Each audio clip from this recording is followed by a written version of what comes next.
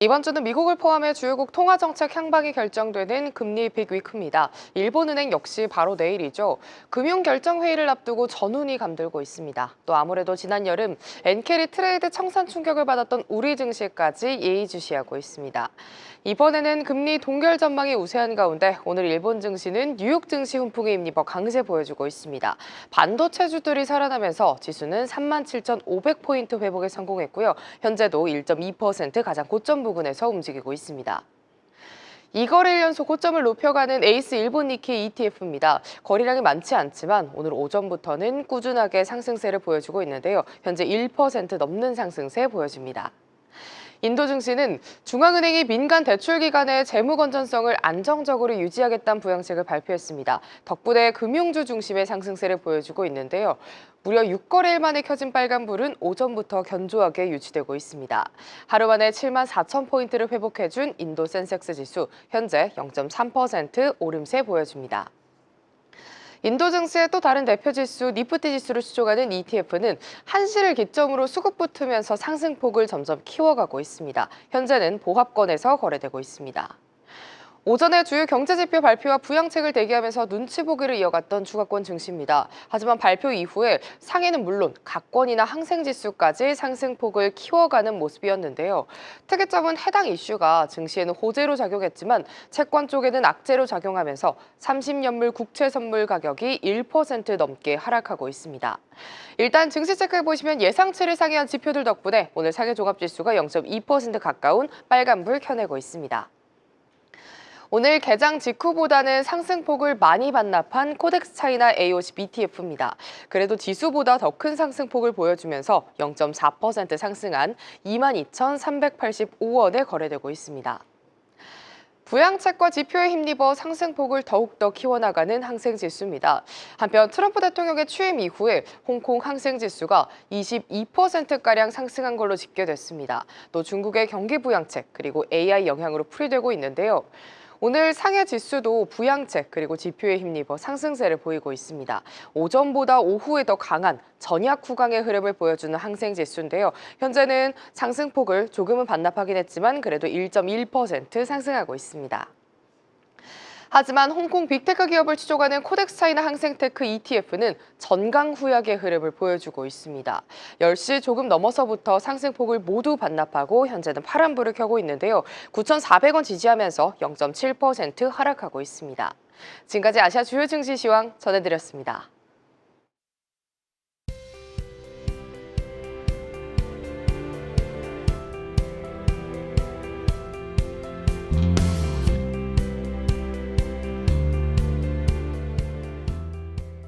네, 아시아나우 오늘은 신영증권 성현주 연구원 연결돼 있습니다. 연구원님 안녕하십니까? 네, 안녕하십니까. 네, 오늘 이 중국의 1, 2월 소매 판매 경제 지표에서 소비 증가율이 전년비 4% 예상을 크게 웃돌았습니다. 이 이구환신 효과가 나타나고 있다라는 게 확인이 되는 것 같은데 시장도 그에 따라서 꽤 강세를 보이는 것 같습니다. 어떻게 좀 평가를 하시는지 궁금합니다. 네, 그렇습니다. 2월 경제 지표 발표됐는데요. 생산, 소비, 투자 지표가 각각 5.9%, 4.0%, 4.1%, 예상치 각각 이제 5.3%, 3.2%, 3.8% 전반적으로 다 상회를 했습니다. 특히 이제 소매 판매 증가율이 좀 큰 폭으로 상승했는데요. 그 중에서도 보면 가전기기, 가구, 통신기기 상승폭이 확대됐습니다. 각각 전년 동기 대비 10.9%, 11.7%, 26% 상승했는데요. 전반적으로 이제 부동산 경기 회복 기대감 그리고 또 이구환신 중에서도 이제 스마트폰 보조금 지급이 실시되면서 이런 부분들이 정책 영향이 좀 반영되고 있는 것으로 판단됩니다. 현재 상해 종합 지수는 0.17% 상승세 보이고 있고요. 항생 HSCI 지수도 0.89% 상승 출발하는데 현재 0.7% 상승세 보이고 있습니다. 본토 증시 업종별로 살펴보면 이와 같은 지표 발표 영향으로 인해서 부동산과 소비 관련주들이 좀 강세를 보이고 있는데 부동산 업종 상승폭이 가장 크고 에너지, 경기 민감 소비재, 필수 소비재 업종도 강세를 보이고 있습니다. 네. 자, 그리고 잠시 후에는 또 중국의 이 소비 촉진 대책에 대한 합동 기자회견이 예견돼 있는 상황인데 일단 현재까지 나온 내용의 핵심은 소득을 좀 올려주겠다. 임금도 늘리고 부동산 투자 소득도 좀 늘려주고 이런 내용을 담고 있는 것 같습니다. 어떻게 좀 평가를 하세요?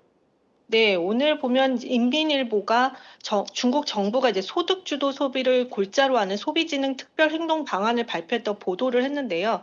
총 8개 분야의 30개 항목으로 나눈 이 내수 진작 방안은 가계소득 증진을 통해서 임금 소득을 늘리는데 좀 중점을 두고 있다는 점입니다. 이제 결국 핵심은 가계의 실질적 소득 증진을 위한 이 두 가지에 좀 더 초점을 맞추고 있다는 판단인데요. 주식시장 그리고 부동산 이 관련 정책이 좀 주목할 필요가 있고 오늘 시장에서도 보면은 관련주 강세가 좀 이를 방증하고 있다는 판단입니다. 이 방안 내용을 보면 중국의 주식 투자 활성화를 위해서는 뭐 상업보험 자금이나 사회보장 펀드, 양로펀드, 기업연금 펀드 등 중장기 자금을 주식시장에 투입하고 개인 투자자들에게 적합한 채권 관련 상품 종류를 좀 다양화하겠다는 것인데 주식시장 부양책 관련하여 이제 소비 욕구를 높이는 데에서 부의 효과를 굉장히 강조하고 있다는 점이 좀 특이점이라 볼 수 있고요. 또 한편에서 이제 부동산을 활용한 이 소득도 언급을 했습니다.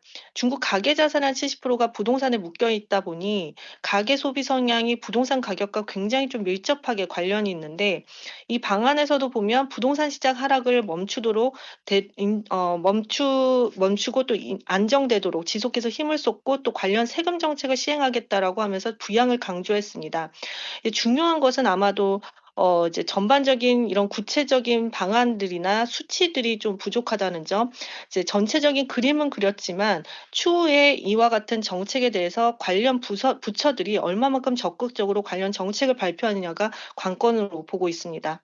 네, 뭐 중국 저장성에서는 뭐 유명 기획사를 불러서 콘서트 공연 같은 걸 하면 인센티브도 준다 이런 발표도 있었다는데 우리 K-팝 또 수혜를 볼 수 있는 거면 좋겠습니다.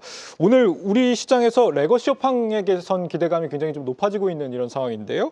결국에는 DDR5 같은 이 최첨단 이 메모리 반도체 공정 분야에서 중국 기업들의 추격을 우리가 좀 따돌릴 수 있겠느냐 이 부분이 관건이 아닌가 싶습니다. 그런데 이 중국 화웨이가 최첨단 EUV 노광 장비를 네덜란드 ASML이 아니라 자체 개발하는 데 성공했다라는 소식이 들려오고 있단 말이죠. 이 부분 좀 어떻게 보고 계세요? 네, 지난 13일 이 중국 화웨이가 오는 3분기에 자체 개발한 EUV 장비를 활용한 시범 생산에 돌입한다라고 알려졌습니다. 결국 이제 시범 생산에 돌입한다라고 했기 때문에 이것이 결국 성공할지 여부는 이제 향후 지켜봐야 되는데요. 화웨이는 현재 연구개발센터인 동관 캠퍼스에 EUV 장비를 테스트하고 있고 2026년에 이제 본격 양산을 목표로 하고 있다고 했습니다. 이 EUV 장비라는 것은 7나노 이하의 최첨단 칩을 만들기 위한 필수 장비인데요.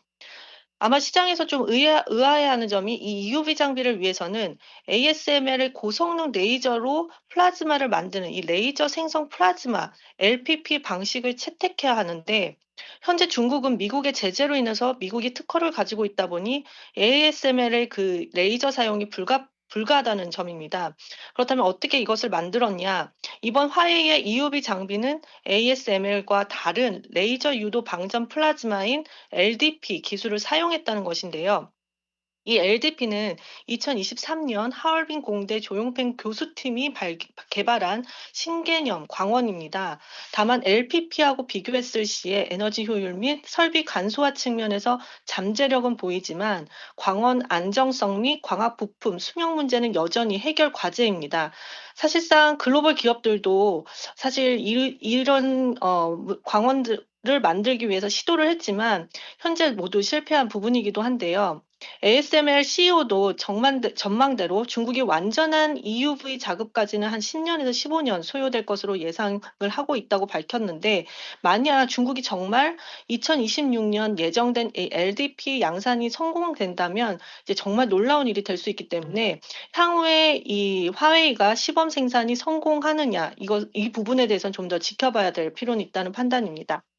뭐 아직 그렇게 위협적인 수준까지는 보고 계시지 않는군요. 하지만 계속해서 뭔가를 두드리고 있다라는 부분은 상당히 우리가 고민해야 될 부분이 아닌가 싶습니다. 신영증권 성현주 연구원과 함께했습니다. 연구원님 오늘 말씀 잘 들었습니다. 네, 감사합니다. 네. 아시아 증시 주요 뉴스입니다. 모간 스탠리가 인도 경제는 2028년까지 세계 3위의 경제대국이 될 거라고 전망했습니다.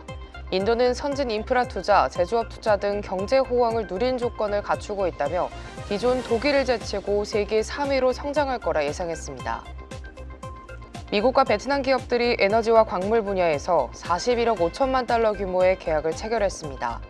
이번 계약은 트럼프 대통령의 관세 위협에 대응하는 목표를 갖고 이뤄졌으며 에너지 협정과 광물 가공 협력 등 다수의 협정이 체결된 것으로 전해졌습니다. 태국 금융당국의 부양책에도 불구하고 올해 태국 대표 지수가 16% 급락했습니다.